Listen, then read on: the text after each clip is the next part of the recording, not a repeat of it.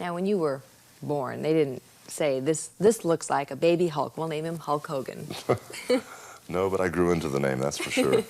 I was really large in elementary school. Matter of fact, the first day in first grade, the girl sitting next to me named Sarah Eisenblätter, after I was sitting next to her in first grade, she goes, "Has your head always been that big?" But from that day on, I mean, even playing Little League Baseball, I was 200 pounds when I was 12 years old. And when I graduated from high school, I was 300 pounds of fat. Fat? Fat. And you just decided to set out and change your body with the thought of being an athlete, or? Well, no, not so much that. It was just, you know, I played baseball, and then I was a musician. My mom was a music teacher, but it was like, I liked girls even though I was fat, and it was like I didn't have any dates until like the last part of my senior year, and that first date didn't go too well, so it had this effect on me that I better get in shape. And so, you know, that's what I did. I made that one of my priorities, was to get my body in shape, and I've stuck with it. Did you have any inkling at all that this incredible fame would happen? Did you sort of have an instinct?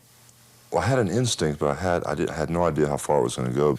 And if anybody had the perfect life and perfect career, it's mine, because I've had to work so hard to get to this point. This just didn't happen overnight.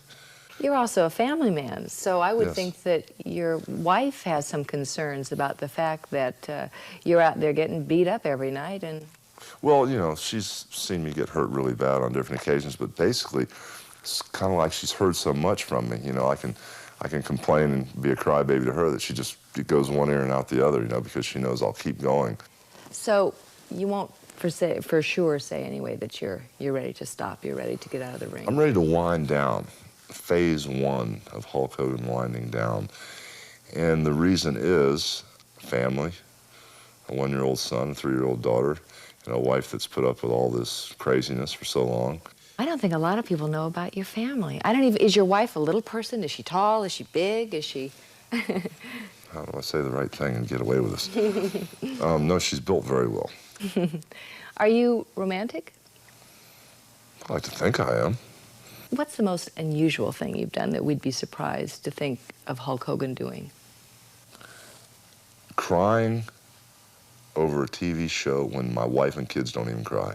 Do you think you kind of embody that cliche that the big man is really just a big teddy bear, a big pussycat? Well, I've never looked at it that way, but I've always thought that, you know, I'm just a normal type, you know, lovable guy. I mean, I don't even mean that. I mean, I've got feelings and emotions that most people, you know, unless you know me, you underestimate my emotions and feelings, you know.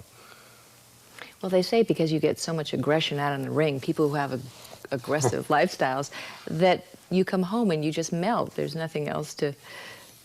Well, I wouldn't go that far, but I mean, you know, there's a lot there that people don't see. This is a hard subject for me. Why? Well, I don't know. I've never been asked that question in that way. Well, do you think it's because, do you feel compelled to keep the image alive that you don't want people to know there's a sensitive No, side? not at all. I mean, when I leave the ring, and I mean, I'm still on the road traveling, I'm still Hulk Hogan, but the moment I walk in that front door, as far as Linda goes, you can take that Hulk Hogan deal and throw it out the door. I mean, I walk in that door, I'm Daddy, I'm Terry. You know, and for me, I'm just sensitive about everything. Touch, feel, smell, taste, everything. I mean, I've always been that way. And with my kids and my wife and family, compassion turns into passion and then back and forth. I mean, I'm really into that, you know. It's like my senses all come alive when I'm with my wife and kids, you know. Are you a real Mr. Mom? You've changed diapers? Oh, yeah, I'm terrible. I really am overprotective, especially with my children. I mean, I badger my wife so bad about, Nick's got to wet diapers, Brooke get her medicine, there's a lock on the gate so they can't get to the pool. I mean, I drive her nuts. It sounds kind of cliche, but have your kids changed your life? Oh, yeah, they sure have. It really, you know, makes your priorities stack up in the correct order. I mean, you know, some people are worried about what the tabloid might say about them this week. Some people are worried about, you know, losing their hair, stuff like that. But for me, you know, who cares, you know, what the press says or or what people think, as long as you're being the best person you can. But my priorities, you know, have changed so much because these kids are the most important thing in my life now. I know you lecture to kids in school, that you go around the country and talk to kids in school. What do you tell them? There's a list of demandments to be a Hulkamaniac for the kids, and I say you got to train, say your prayers, eat your vitamins, and believe in yourself. And this image is so impeccable, and it's so positive that people are attracted to it like a magnet. The young people, the old people, all my Hulkamaniacs, I call them. And it's even helped me, because once I got this theme down and I knew what the image was, it made the man, this Hulk here, it made me get closer to this image, and I'm getting as close as I can. I'm not perfect, but it even keeps me on the straight and narrow, this responsibility to the kids. If you could lean down to one little person, what advice would you give them? What would you tell them, maybe from something you've learned in life? Just believe in yourself. You know, believe in yourself, and if you work hard, you can have anything you want in life, and that goes from materialistic things all the way to being at peace with yourself and your Savior. I mean, if you really want something bad enough and you work at it, you can have it, but you got to believe in yourself. Do you have any personal insecurities at all?